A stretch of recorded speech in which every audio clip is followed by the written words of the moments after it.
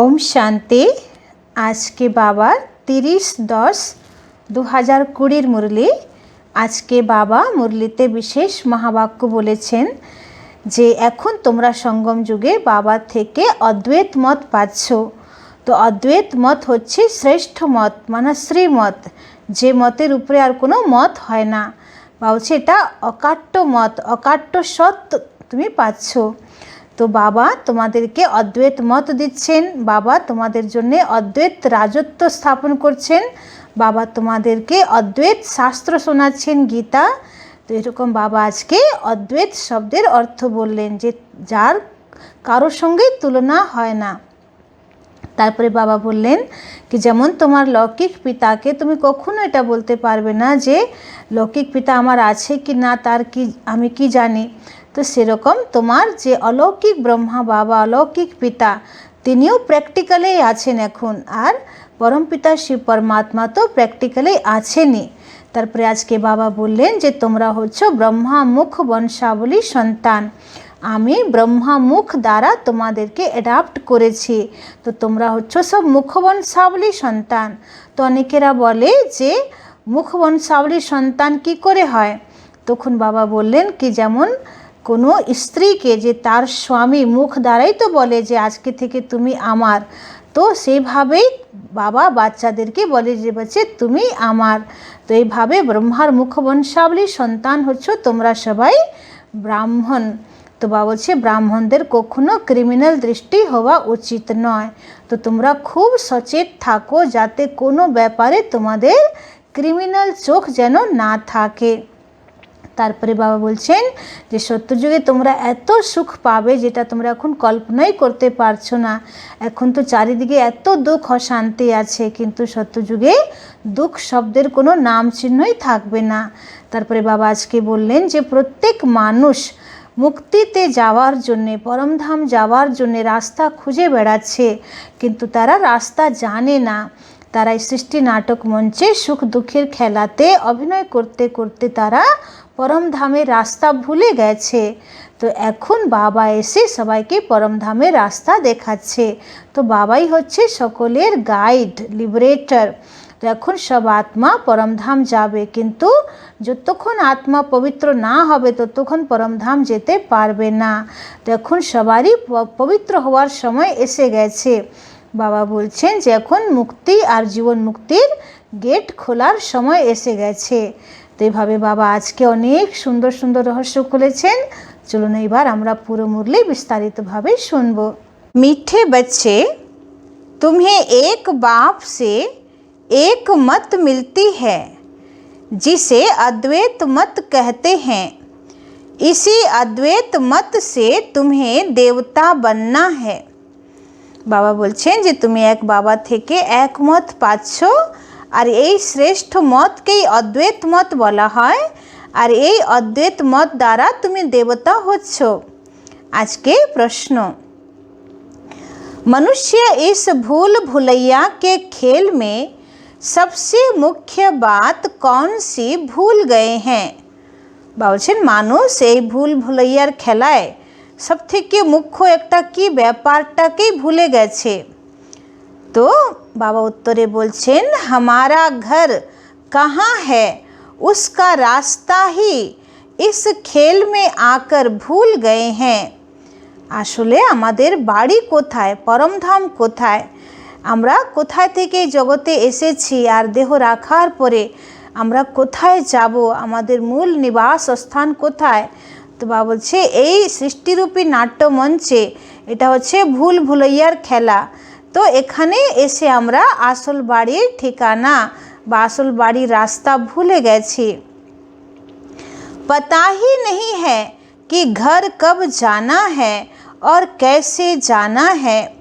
अभी बाप आए हैं तुम सबको साथ ले जाने। तुम्हारा अभी पुरुषार्थ है वाणी से परे स्वीट होम में जाने का। বলছে এখন তোমরা পুরুষার্থ করছো একদম বানপ্রস্থে আওয়াজ থেকে উপরাম হয়ে পরমধাম সুইট হোম যাওয়ার পুরুষার্থ তোমরা করছো। আজকের গান হচ্ছে रात के राही थक मत जाना, सुबह की मंजिल दूर नहीं। বাবা খুব সুন্দর আমাদেরকে ধৈর্য দিচ্ছেন, সান্ত্বনা দিচ্ছেন যে হে রাতের রাহি, তোমরা ক্লান্ত হও না, দেখো তোমাদের জন্য সত্যযুগের ভোর সকাল কত কাছে।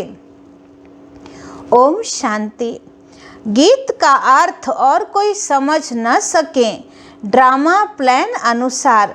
कोई कोई गीत ऐसे बने हुए हैं मनुष्यों के जो तुम्हें मदद करते हैं। বলছেন কিছু কিছু গান বাইরের দুনিয়াতে তৈরি হয়েছে, কিন্তু তার মিনিং যদি বের করা হয় তাহলে বাবার বাচ্চাদের জন্য ওটা খুব সুন্দরভাবে সেট হচ্ছে। তো এই যে গান আছে রাত কে রাহি থক মত জানা, সুবহ কি মঞ্জিল দূর নেই, এটা আমাদের জন্য যে এখন আমরা কলিযুগের অন্ধকার রাতে আছি, সঙ্গম যুগে আছি, আর সত্যযুগের ভোর সকাল আসছে, কিন্তু অনেক সময় আমরা পুরুষার্থ করতে করতে ক্লান্ত হয়ে যাই। তো বাবা এখন আমাদেরকে সান্ত্বনা দিচ্ছেন যে হে আমার প্রিয় সন্তান, দেখো সকালের ভোর দূর নেই, তো তোমরা ক্লান্ত হও না।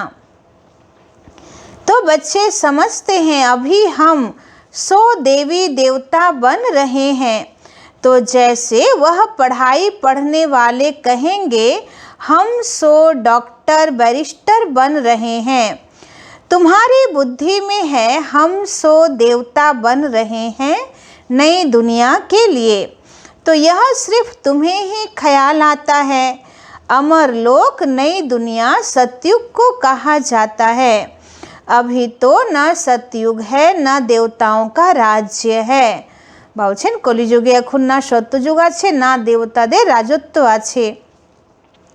यहाँ तो हो नहीं सकता, तुम जानते हो यह चक्र घूमकर अभी हम कलयुग के भी अंत में आकर पहुँचे हैं, और कोई की भी बुद्धि में यह चक्र नहीं आएगा। বলছেন আর কারো বুদ্ধিতে এই চক্র আসবে না।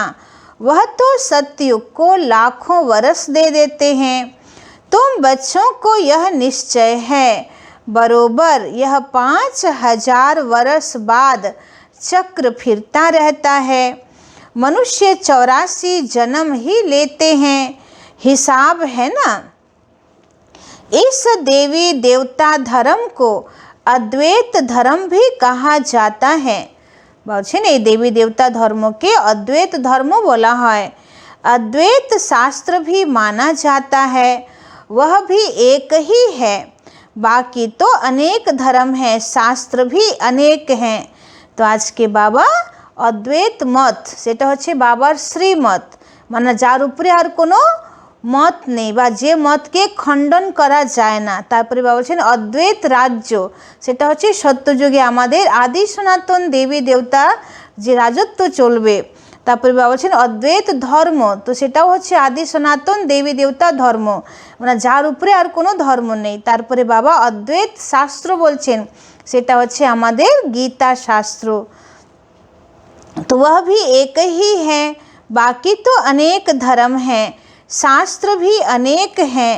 तुम हो एक, एक द्वारा एक मत मिलती है, उसको कहा जाता है अद्वैत मत।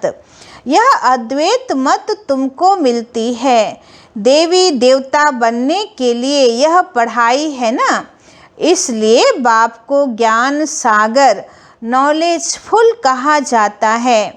बच्चे समझते हैं हमको भगवान पढ़ाते हैं नई दुनिया के लिए, तो यह भूलना नहीं चाहिए। बाबा কালকেও বলেছিলেন बच्चे তোমাদের এই পড়াটা ফর ফিউচার মানে সত্যযুগের জন্য আছে। এই সঙ্গম যুগে তো তোমরা বাবার থেকে এমনি সুখ শান্তি আনন্দ প্রেম পাচ্ছ, কিন্তু বাকি খুব ধন দৌলত সোনার মহল মাড়ি এবং খুব উঁচু পদ সেসব সত্যযুগে পাবে। तो यह भूलना नहीं चाहिए। स्कूल में स्टूडेंट कभी टीचर को भूलते हैं क्या? नहीं।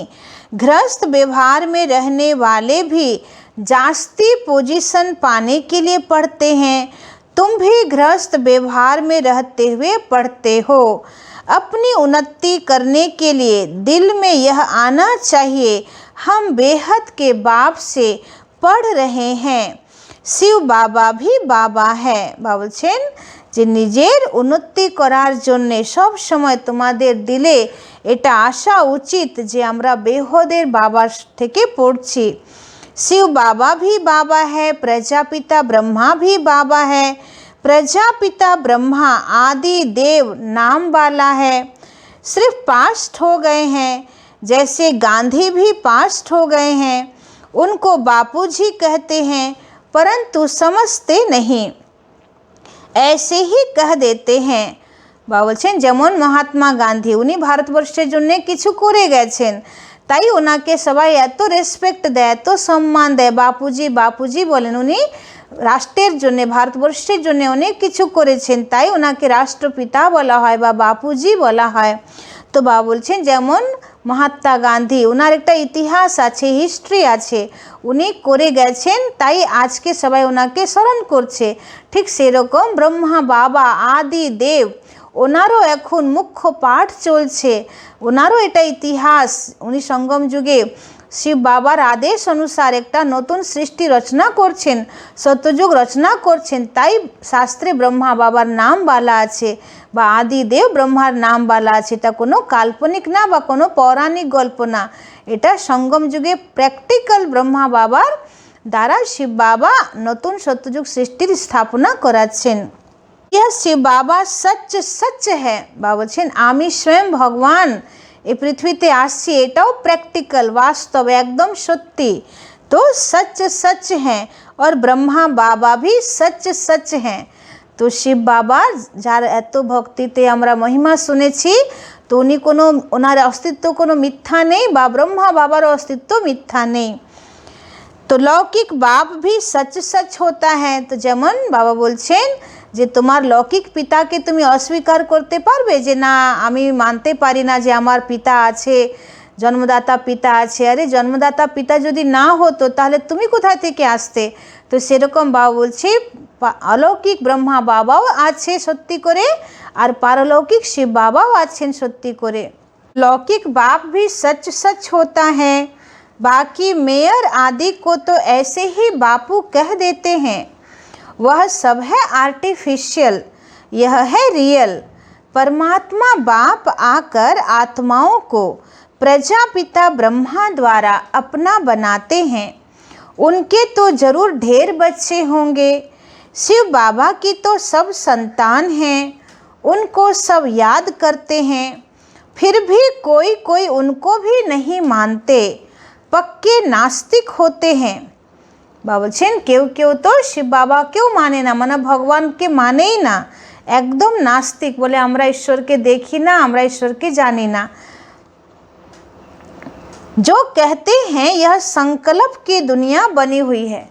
আচ্ছা এমনও নাস্তিক আছে যারা বলে যে এটা কিছু না, এটা সংকল্পের রচনা। तो अभी तुमको बाप समझाते हैं, यह बुद्धि में याद रखो, हम पढ़ रहे हैं, पढ़ाने वाला है शिव बाबा।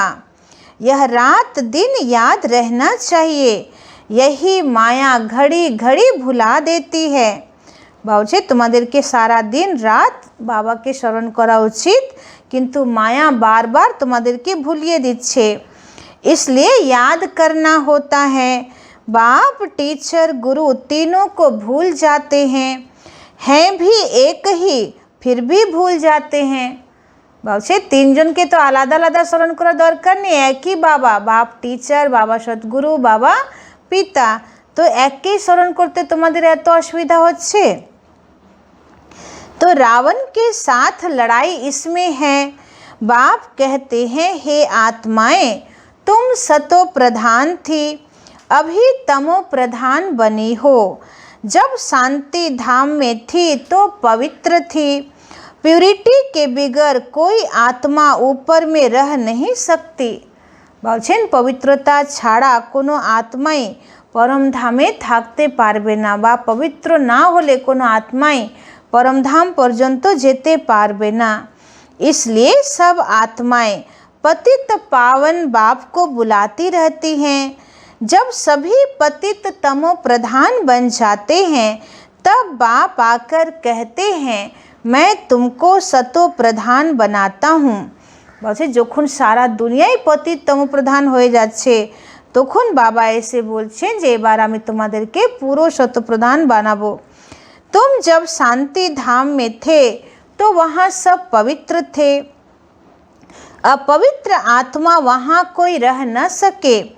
सबको सजाएं भोग कर पवित्र जरूर बनना है, पवित्र बनने बिगर कोई वापिस जा न सके। भल कोई कह देते हैं ब्रह्म में लीन हुआ, फलाना ज्योति ज्योत समाया। तो यह सब है भक्ति मार्ग की अनेक मतें, तुम्हारी यह है अद्वैत मत।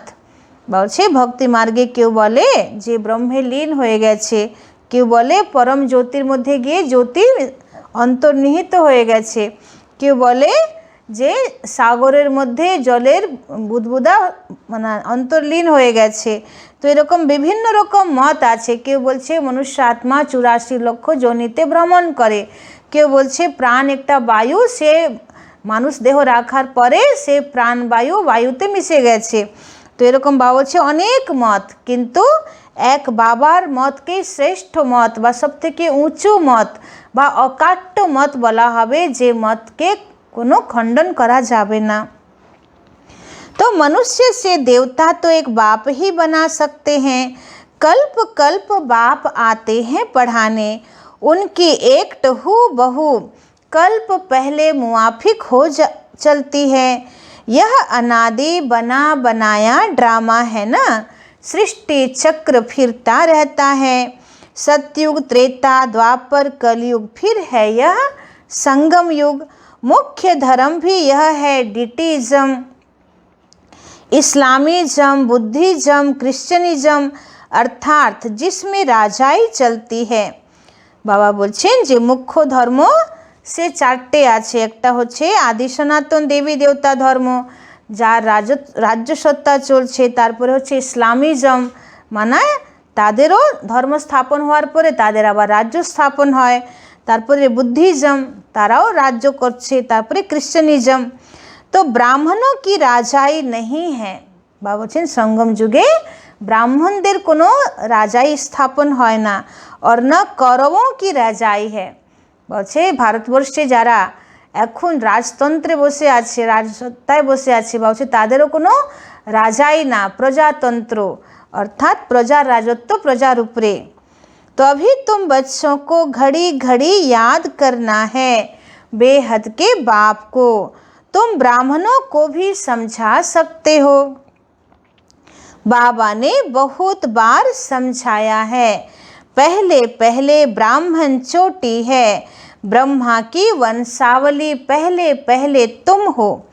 तो बाबा বলছেন যে পুরো 4টে যুগের মধ্যে সবথেকে উঁচু কুল হচ্ছে ব্রাহ্মণ কুল, যেটা সঙ্গম যুগে শিব বাবা ব্রহ্মা দ্বারা স্থাপন করছেন।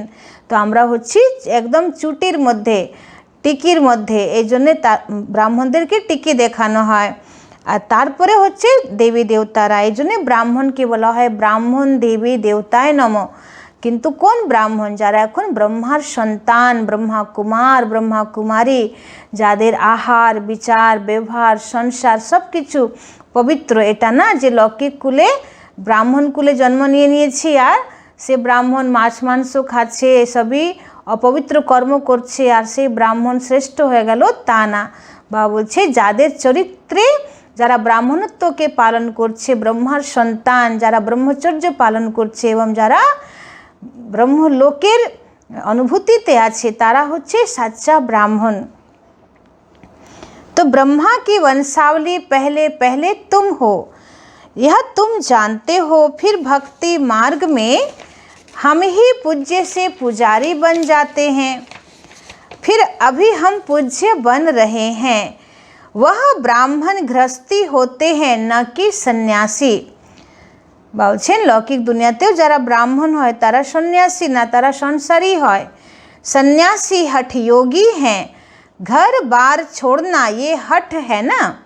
বলছে ঘর সংসারকে ত্যাগ করা, এটা হচ্ছে হঠ। हठ योगी भी अनेक प्रकार के योग सिखाते हैं। जयपुर में हठ योगियों का भी एक म्यूजियम है।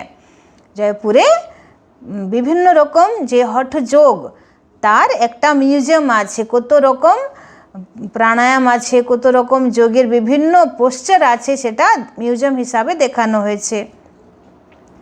तो राजयोग के चित्र नहीं है, राजयोग के चित्र है ही यहाँ दिलवाड़ा में।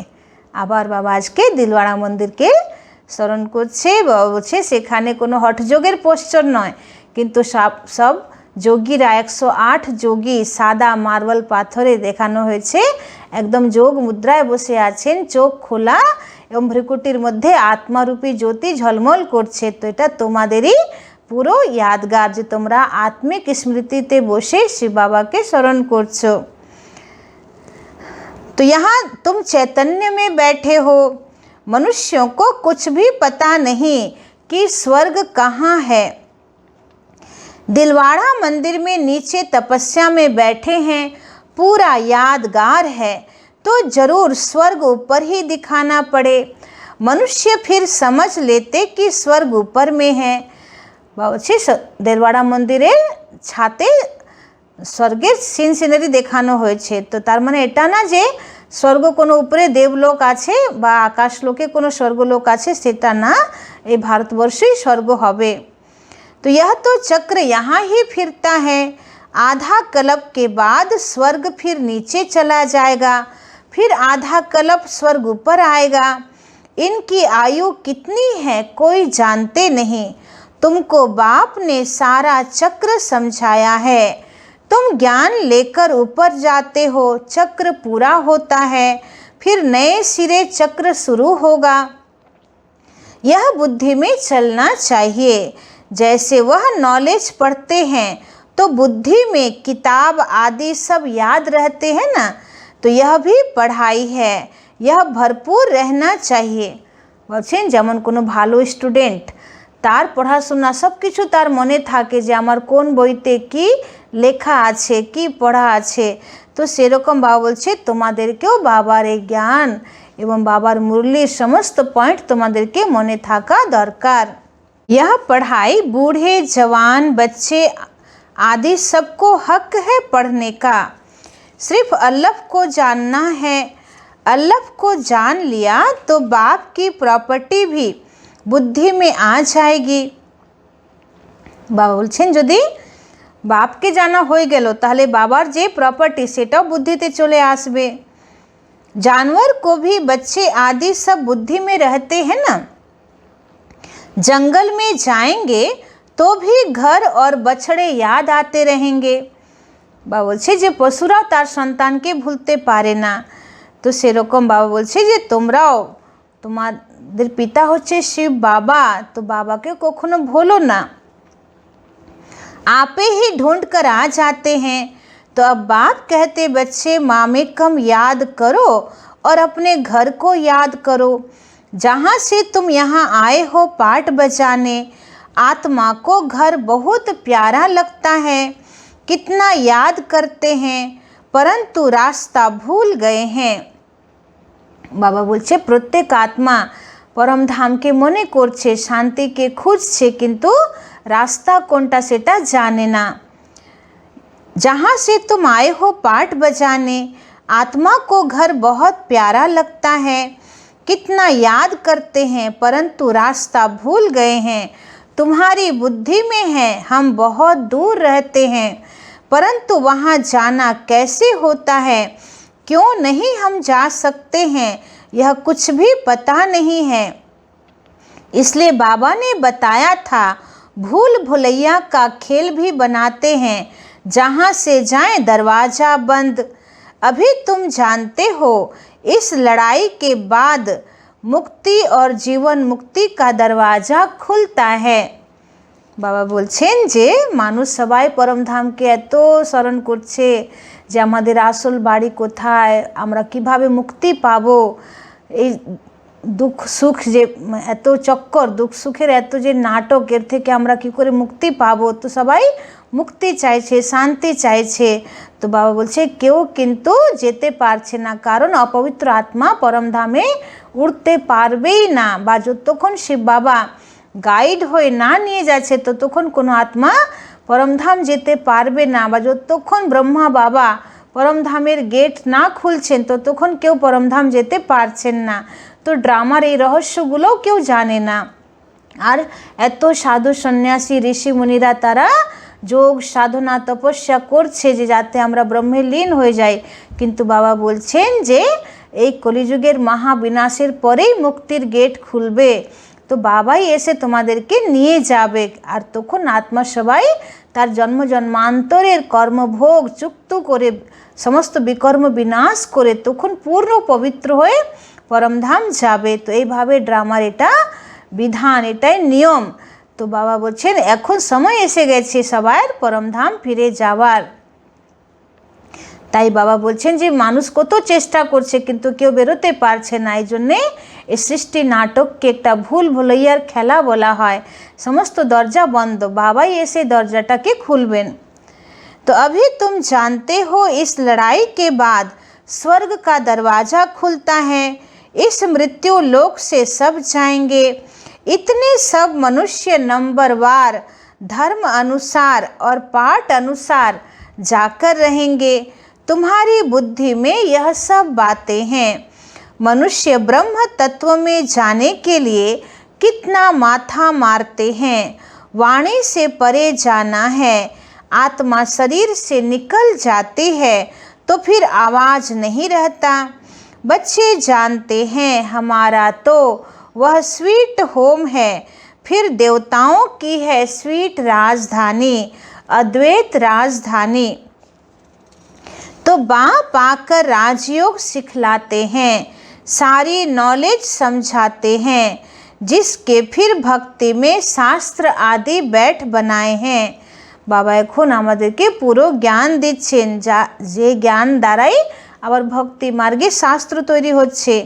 अभी तुमको वह शास्त्र नहीं पढ़ना है।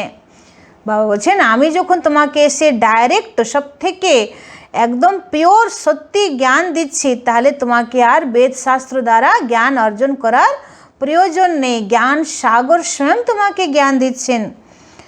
उन स्कूलों में बुढ़िया आदि नहीं पढ़ती, यहाँ तो सब पढ़ते हैं। बाबा বলছেন অন্য স্কুলে তো বুড়িরা পড়ে না, এখানে তো सबाई पढ़ছে। तो तुम बच्चे अमर लोक में देवता बन जाते हो। वहाँ कोई ऐसे अक्षर नहीं बोले जाते जिससे किसी की ग्लानि हो। अभी तुम जानते हो स्वर्ग पाष्ट हो गया है, उनकी महिमा है। कितने मंदिर बनाते हैं, उनसे पूछो यह लक्ष्मी नारायण कब होकर गए हैं, कुछ भी पता नहीं है। अभी तुम जानते हो हमको अपने घर जाना है। बच्चों को समझाया है ओम का अर्थ अलग है और सो हम का अर्थ अलग है। बाबा आज के हम सो हम एवं ओम এই তিনটে শব্দের অর্থ বলছেন। তো বাবা বলছেন ওম শব্দের অর্থ আলাদা।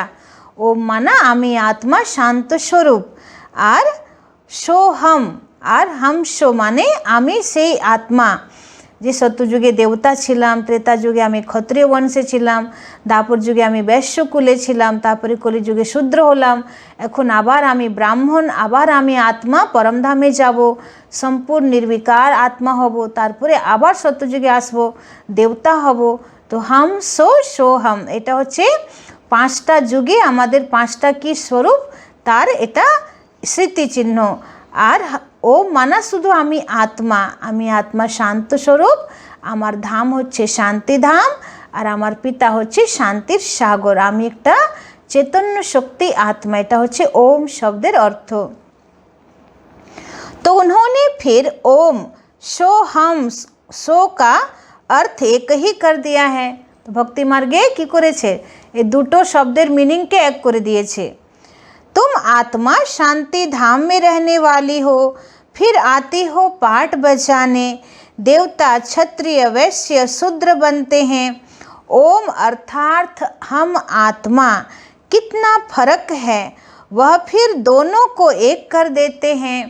तो यह बुद्धि से समझने की बातें हैं, कोई पूरी रीति समझते नहीं हैं तो फिर झुटका खाते रहते हैं। বলছে কেউ পুরো ভালো করে না বুঝলে কি করে, তার ঘুম পেয়ে যায়, মুরলি শুনতে শুনতে ঘুম পেয়ে যায় তার। कमाई में कभी झुटका नहीं खाते, वह कमाई तो है अल्पकाल के लिए, यह तो आधा कल्प के लिए है। परंतु बुद्धि और तरफ भटकती है तो फिर थक जाते हैं, उबासी देते रहते हैं। तुमको आंखें बंद करके नहीं बैठना चाहिए। বলছে চোখ বন্ধ করে তোমরা যোগে বসো না। तुम तो जानते हो आत्मा अविनाशी है, शरीर विनाशी है। कलयुगी नरकवासी मनुष्यों को देखने और तुम्हारे देखने में भी रात दिन का फर्क हो जाता है। बाबा बोलছেন যে কলিযুগে মানুষের দৃষ্টিবৃত্তি চাল চলন তাদের দেখার ভঙ্গিমা আর তোমাদের দেখার ভঙ্গিমা দুটোর মধ্যে পার্থক্য আছে। আমরা সবাইকে যোগযুক্ত দৃষ্টি দিয়ে দেখি, আত্মিক দৃষ্টি দিয়ে দেখি, রুহানি ভাই বলে দেখি, কিন্তু ওদের দৃষ্টি তো দৈহিক দৃষ্টিবৃত্তি।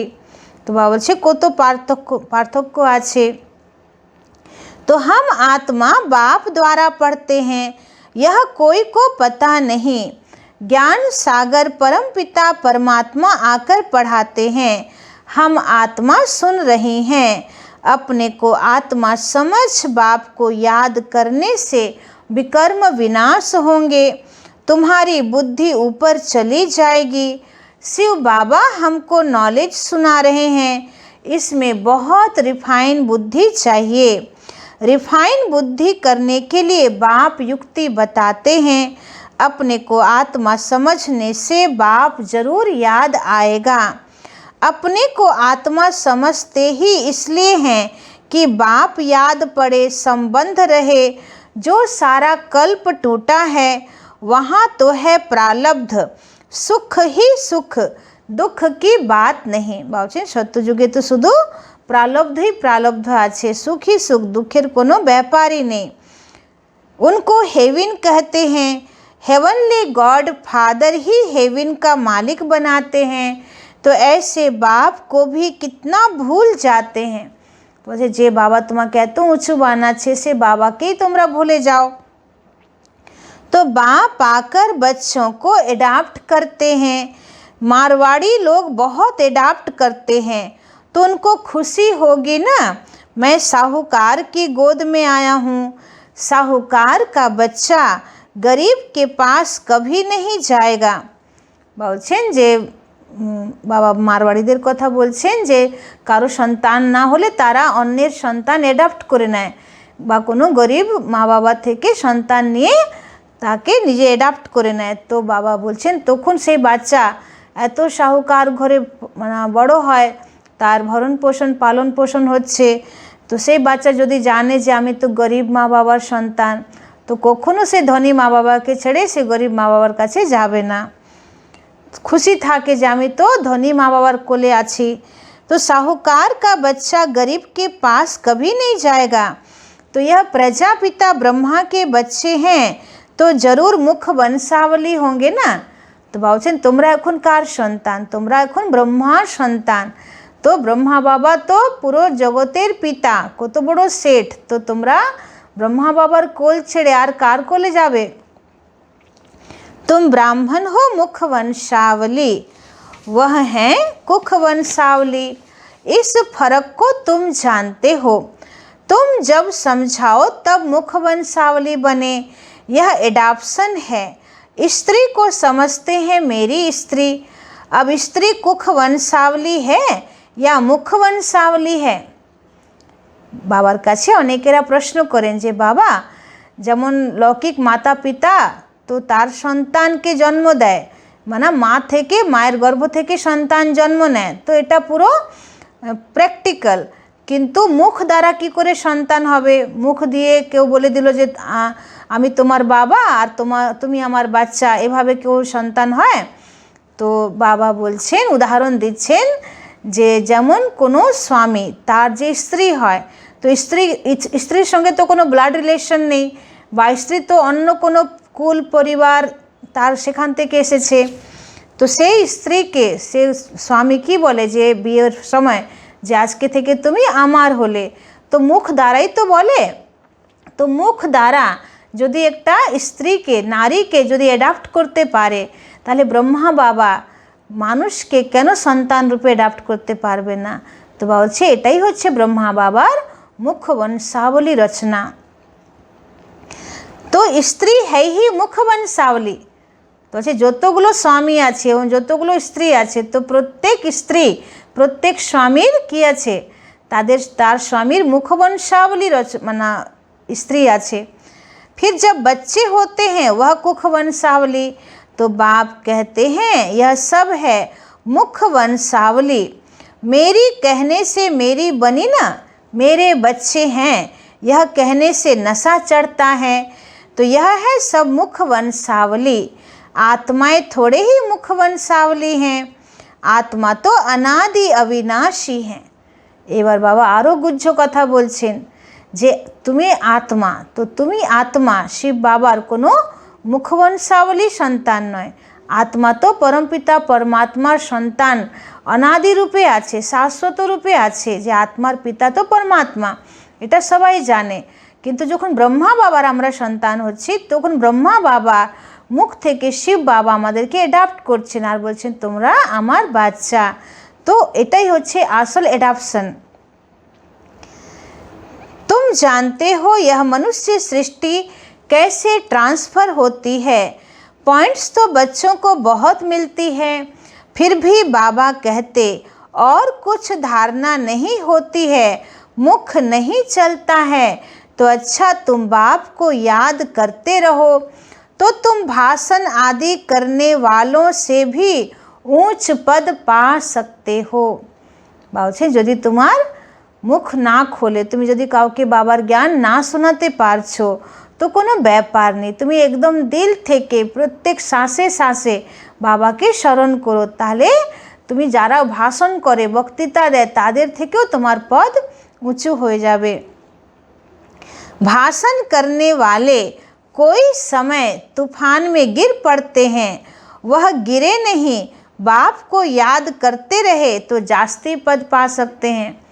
বলছে যারা খুব সেবার ফিল্ডে আছে, খুব ভাষণ করে বক্তৃতা করে, কিন্তু তাদের যোগ নেই, এই জন্যে কোনো মায়ার ঝড় তুফান আসলে তারা পড়ে যায়।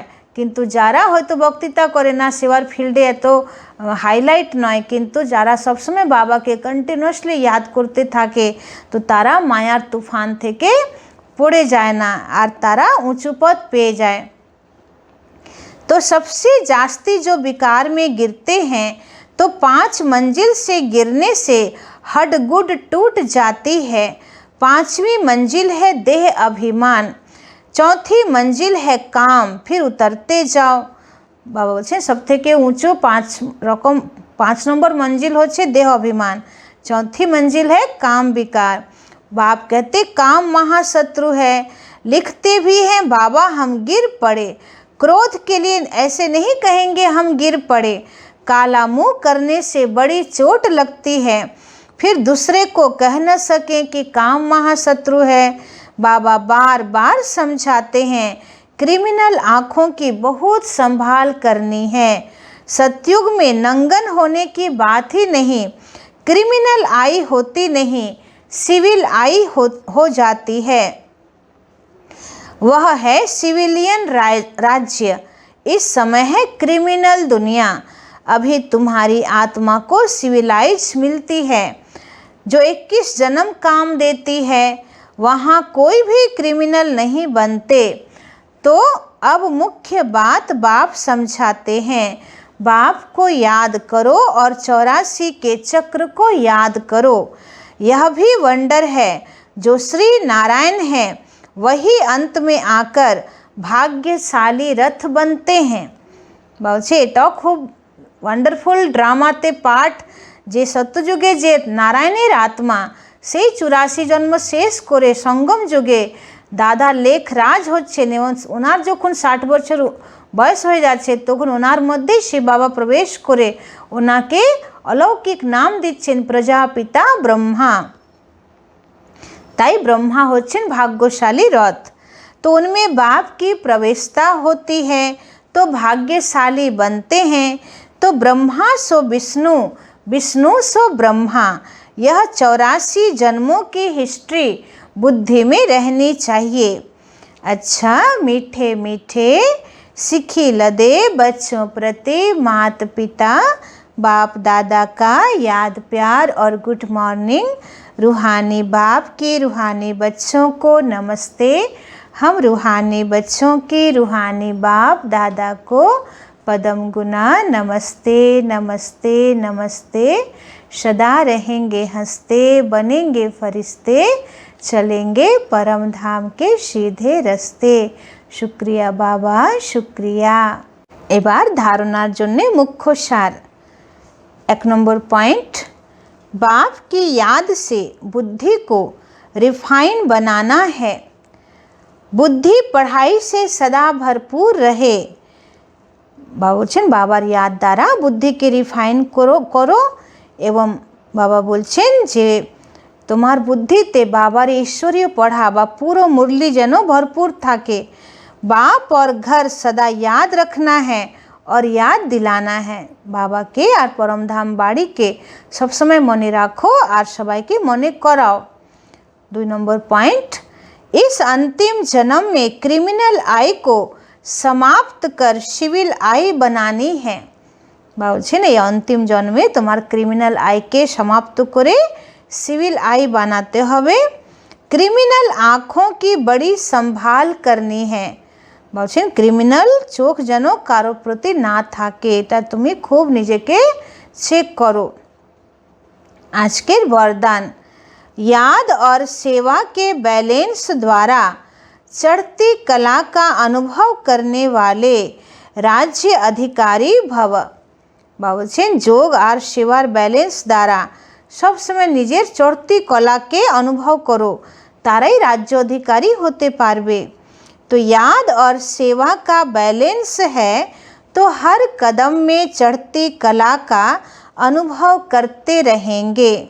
बोलছে जोग एवं सेवार यदि बैलेंस थाके ताहले प्रत्येक कदमे माना श्रेष्ठ कर्मेर मध्येई आमी जे उपरे उठছি, दिनोदिन आमी पुरुषार्थे उपरे जाচ্ছি, এটা अनुभव হবে।